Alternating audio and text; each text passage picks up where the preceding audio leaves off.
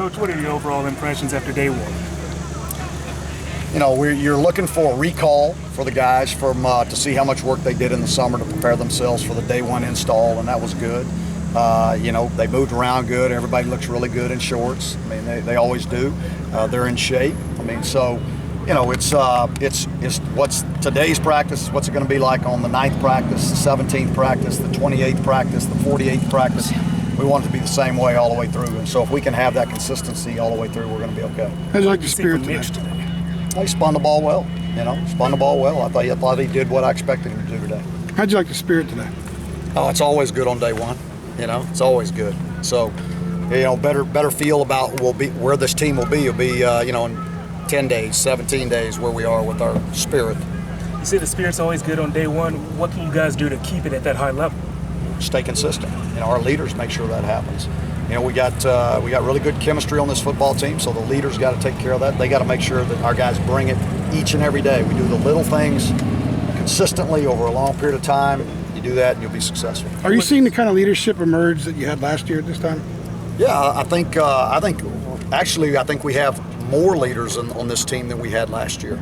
Now, whether they're going to be as good of leaders, I don't know. We haven't had any adversity yet, so until we have some real adversity, we'll really find out about who our leaders are. Who are some of those leaders? On offense, you got Caleb Peterson, Bug Howard, Mac Hollins, Trubisky, Nas Jones, Drennan, Donnie Miles, Andre Smith. I mean, there's guys stepping up in a lot of positions. Too early to tell, really, but those are the guys that through the summer were doing a great job. Do you think that wealth of leadership is a product of how cohesive this team was last year and how much is it helping already? Yeah, I think that's part of it. I think that our staff has done a great job of developing leadership over the years. I mean, it's you wish they were all born that way, but they're not. Some of them, it has to be developed. And so I think with these guys, some of these guys have been taught leadership since they were freshmen, and so they've learned a lot as they've gone, and then they got to witness what really good leadership was last year, and it was modeled for them, so now they know. And then the rest of them, they understand how important it is to be a good teammate. A lot of what you guys did last year defensively was sort of the basics, the foundation, and getting through the season. And I guess the spring, there was probably a little bit more adding to it.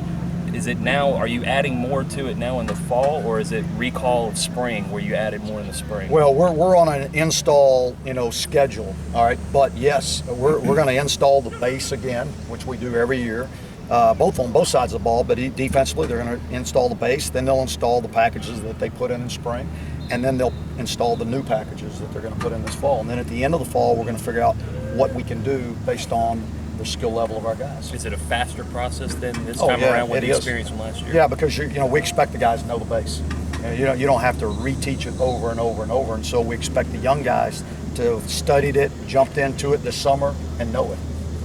What makes the off-field relationships and chemistry so important, especially with a group like this that's trying to build off last year? Well, I think we didn't end the year the way we wanted to, and so they've had a bad taste in their mouth for 220 days now. And they know that they're about 28 days from the possibility of getting that bad taste out of their mouth. And so they put in a lot of work. And so that chemistry and the bond that they built from January all the way to this point, and all the things that we do in the program, I mean, will make us better and make us a more cohesive unit when adversity does strike, and it's coming. And how does that ease Mitch's transition into the starting role? Well, I think he knows he's got some very talented players around him, so he doesn't have to do anything special. Take care of the football, distribute the ball where it's supposed to go, and he'll be okay. It looks like say about this team that they look at last year with a bad taste in their mouth after a historic season in a coastal championship.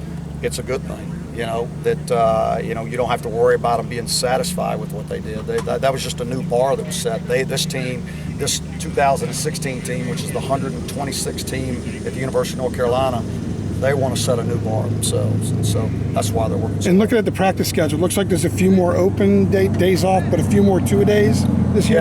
Yeah. What's the reason behind that? Just as we decided to go with really about 4, no more than 5 practices at a time without giving them a day off.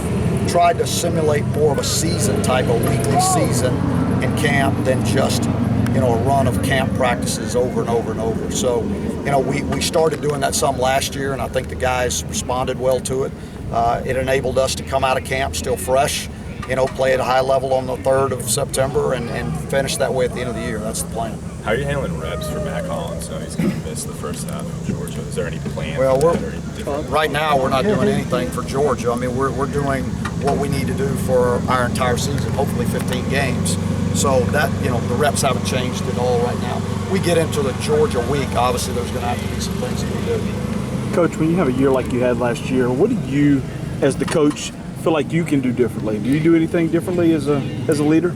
Yeah, I can do a better job. I didn't do a good enough job. We didn't win them all, so that's I've got to do a better job as the leader of our program of making sure that week in and week out we have no letdowns, that we play consistent at a very high level, and that's probably the toughest thing you do, in college football, is getting a group of young men to stay focused on one thing, even though everybody else is talking about everything else. Get them to stay focused on one thing, and then get them to play on a high level every week, no matter who they play. Doesn't matter. You can't see.